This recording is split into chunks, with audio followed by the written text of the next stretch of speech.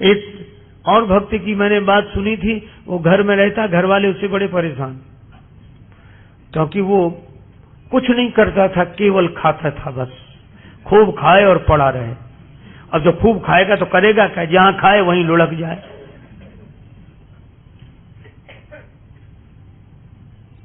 घर वालों ने कहा निकल जाओ यहां से, 2-2.5 सेर खाते हो एक बार में बैठकर, काम कुछ करते नहीं।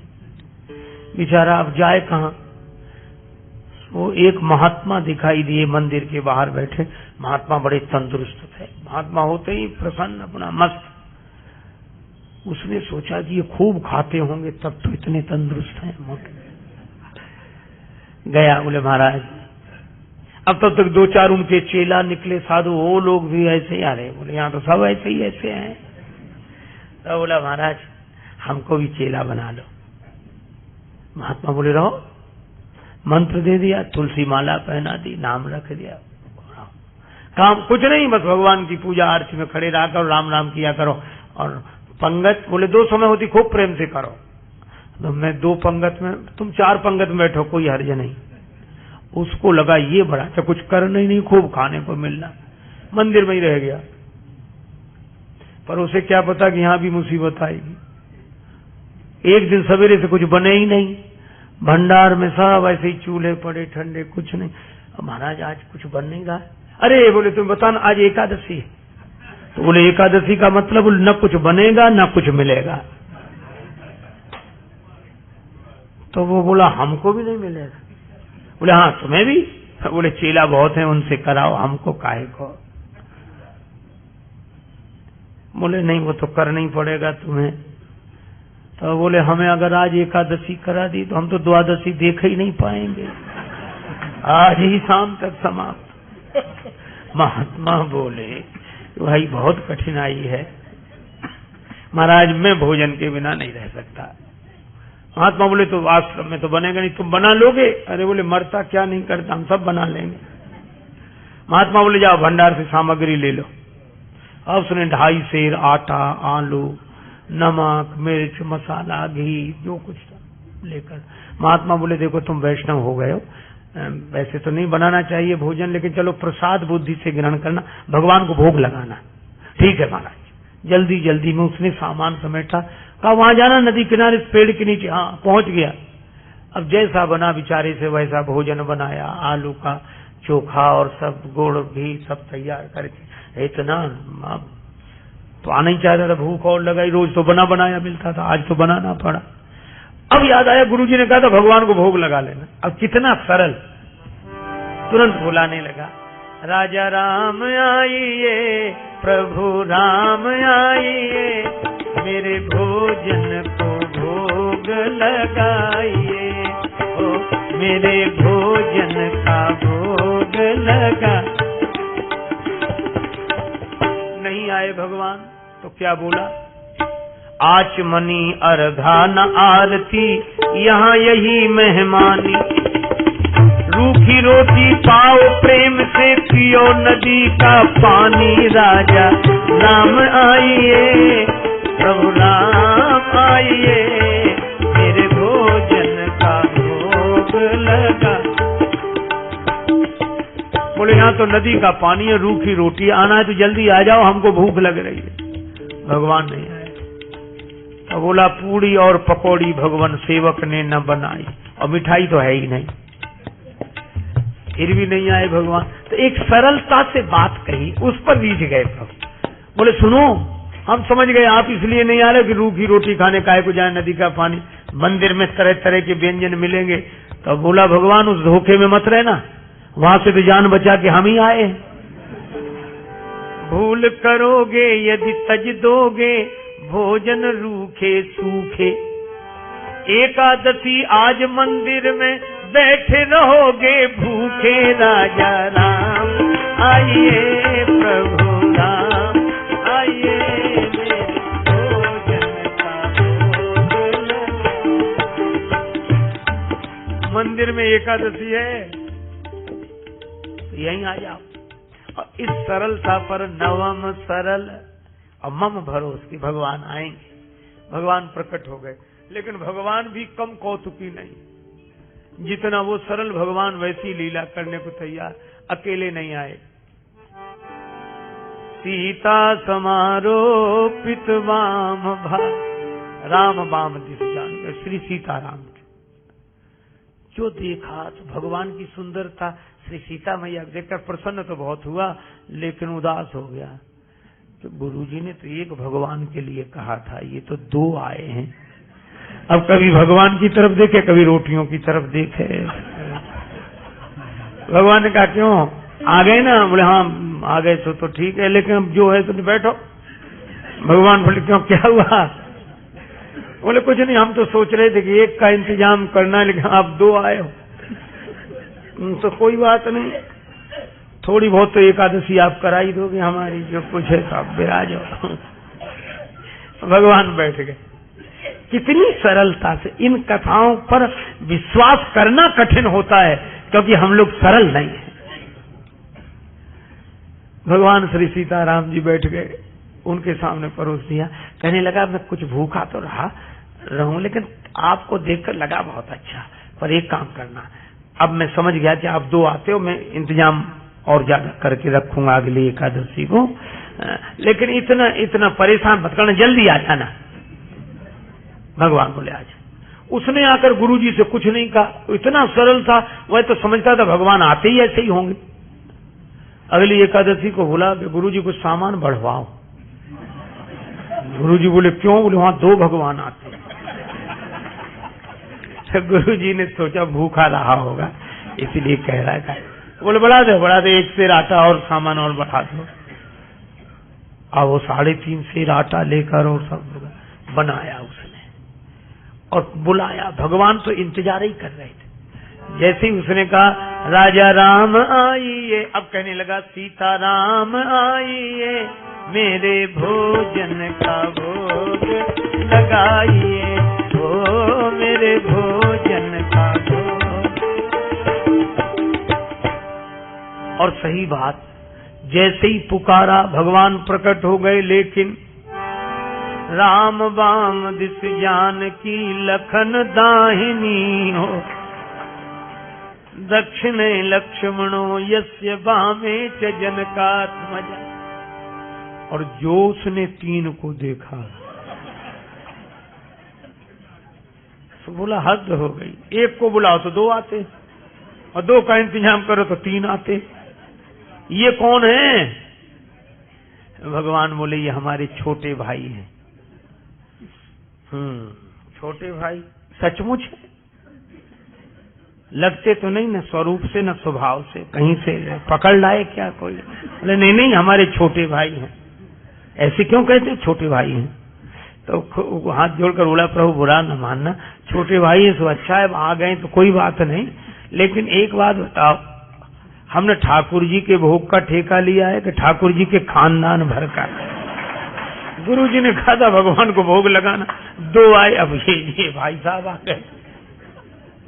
अब राम जी खूब हंसे, जानकी मैया खूब, लक्ष्मण जी को लगेगा अच्छी जगह ले आए भगवान, क्या स्वागत हुआ है आते ही आते।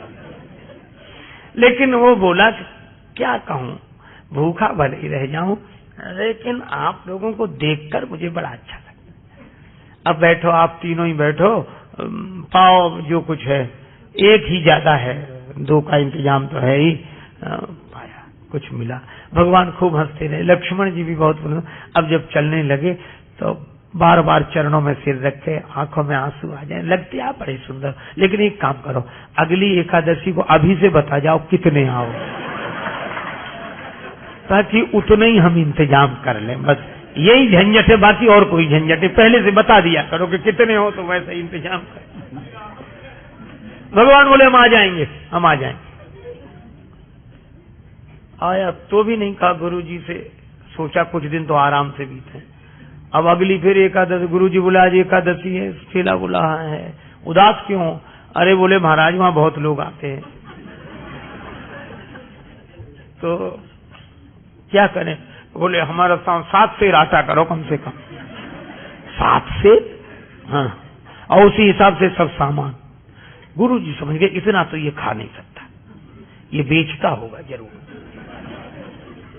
गुरुजी बोले 7 नहीं 8 सिर दे दो, ले जाने देते। अब पीछे पीछे चलेंगे, देखते हैं क्या करता है। ले गया सारा सामान। पर ये भक्त भी बड़ा विचित्र, सरल आदमी। आज इसने सामग्री रख ली, भोजन बनाया नहीं। सोचने लगा पहले बुलाकर देख लूं कितने हैं, उस हिसाब से बनाऊंगा।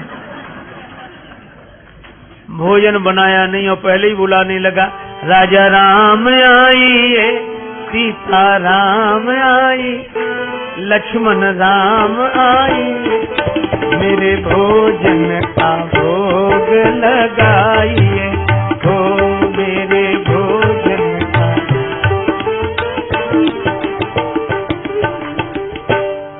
जब जंगल में भक्त ने कीनी प्रेम पुकार, तब ता क्षण में प्रगट भो दिव्य राम दरबार। जो पुकारा तो भगवान श्री सीताराम जी, भरत जी, लक्ष्मण जी, शत्रुघ्न जी, हनुमान जी साहब। और जो इसने देखा सो बोला जय हो जय हो। लेकिन एक बात सुन लो, क्या एक को बुलाए तो 2 आए, 2 का इंतजाम किया तो 3 आए, आज तो हद कर दी साहब इकट्ठे। लेकिन हमारी भी बात सुन लो, क्या हमने भोजन बनाया ही नहीं, वो रखा सामान, सो बनाओ और खाओ। भगवान बोले क्यों तुम क्यों नहीं बनाते? बोले जब हमें मिलने ही नहीं है तो बनाने से क्या लाभ, आप ही बनाओ और पाओ। मोते नहीं बनत बनाए, भोजन आप बना बहु अपने, बहुत दिनन संग पाए, मोते नहीं बनत बनाए, तुम नहीं तजत सुबानी अपनी, हम केते समझाए। हमने कितना समझाया, आप अपनी आदत छोड़ते नहीं हो और आज तो हद कर दी। नर नारिन की कौन कहे, हनुमान जी की ओर देखकर बोला, एक बानर भी संग लाए, एक बानर हूँ संग लाए, मोते नहीं बनत, हमसे नहीं बनता है। प्रथम दिवस भोजन के हित आसन जब मैंने लगाई, उधर न मैं भर सके सीए जब सन्मुख आई, फिर विनीत आए भाई पर भाई, और निराहार ही रहो आज मुझे परत दिखाई। भगवान खूब हंसे, बोला हंसने से काम नहीं चलेगा, बनाओ लगाओ शुरुआत करो। बैठ गया वृक्ष के नीचे। भगवान बोले भाई भक्त की राजी आज बनाओ। भोजन व्यवस्था किसने संभाल ली? विश्व भरण पोषण कर जोई, साकर नाम भरत अस हो। श्री भरत जी भंडारे बनाने लगे, श्री भरत जी भंडारे बनाने लगे, चुन के लकड़ी लखन लाल लाने लगे। पहुंचते पूछते आंजनेय चौका को, और हाथों से पोता लगाने लगे। केते चूल्हे इधर और उधर शत्रुघ्न, साग भाजी अमनिया कराने लगे। और स्वयं जानकी माता आकर बैठी तो सीता मैया को बैठे देखा तो अनेक सिद्ध महात्मा प्रकट हो गए। मैया हमें भी प्रसाद मिले, हमें भी प्रसाद मिले। अब ये तो आंख बंद किए बैठा था। पूछा कि आंख बंद क्यों किए बैठे? बोले जब मिलना ही नहीं है तो हम बनते हुए भी तो नहीं देख सकते कि किसी और को मिले। आवाज सुनी तो आंख खोली तो कई महात्मा दिखाई दिए। बोले थोड़ा बहुत कुछ बचता भी तो ये नहीं बचने देंगे। पाके संकेत शक्ति का जब थे वहां अष्ट सिद्धि और नवनिधि के आने लगे। श्री भरत जी भंडारे बनाने लगे। श्री भरत जी भंडारे बनाने लगे, बनाने लगे, बनाने लगे। गुरुजी आए पीछे से कि देखें ये सामान का क्या करता, तो गुरुजी को कोई न दिखे, चेला बैठा दिखे और सामान रखा दिखे। गुरुजी आए, बच्चा क्या हो रहा है? बोले गुरुजी भले आए, देखो कितने भगवान मेरे पीछे लगा दिए आपने, इतने बैठे। गुरुजी बोले हमें तो कोई नहीं दिख रहा, सामान दिख रहा है, तुम दिख रहे। अब भगवान मुस्कुराए तो रोकर बोला कि ये दोहरी मुसीबत है। एक तो गुरुजी ने तो करा नहीं पाई, आज आपने हमारी पूरी एकादशी करा दी और उस पर भी गुरुजी को पता नहीं लगने दे रहे हो। इनको भी दिखो। भगवान बोले उन्हें नहीं दिखेंगे। क्यों नहीं दिखोगे? वो तो हमारे गुरुजी हैं, हम तो कुछ नहीं जानते, वे तो सब कुछ जानते हैं, इतने महान हैं। भगवान ने कहा इसमें कोई संदेह नहीं, तुम्हारे गुरु बहुत महान है, तुम्हारे गुरु बहुत योग्य विद्वान हैं, भजनानंदी हैं, फिर भी मैं उन्हें नहीं दिखूंगा, तुमको ही दिखूंगा। तुम पूरी तरह अयोग्य तो भी।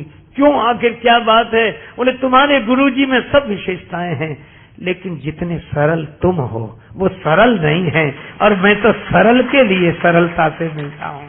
नवम सरल सब सन छलहीना। गुरुजी ने पूछा कि क्या बात है? तो चेला बोला भगवान ऐसे कह रहे हैं कि आप सरल नहीं हो। और गुरुजी को इस बात पर रोना आ गया कि सचमुच सब कुछ जीवन में मिला, लेकिन सरलता नहीं मिली, और जिससे भगवान मिलते थे वही नहीं मिला। और गुरुजी भाव विवल होकर रोने लगे तो भगवान प्रकट हो गए और उनको दर्शन दिया। भगवान तो इस सरलता पर रीझते हैं, इसलिए भगवान ने कहा नवम सरल सब सन छलहीना, मम भरोस ही हरस न दीना।